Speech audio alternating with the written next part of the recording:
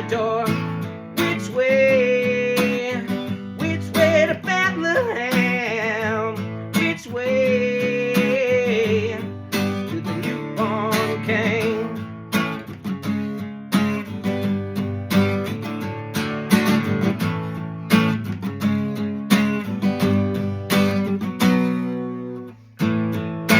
So she said, when are you coming home? When are you coming home? 'Cause ain't no one around here like you anymore. No. And she can't see the light, but she's reaching for more. Which way to Bethlehem? Which way to the newborn king? Which way to Bethlehem? Which way to the newborn king? But the church that she found had burned to the ground, and the love that she needed was never around. And she wants to believe, but it's so hard to see, with the smoke in her eyes from all the lies.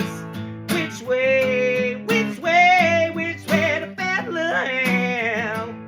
Which way to the newborn king? Which way to Bethlehem? Which way to the newborn king? Which way to Bethlehem? Which way to the newborn king? Oh,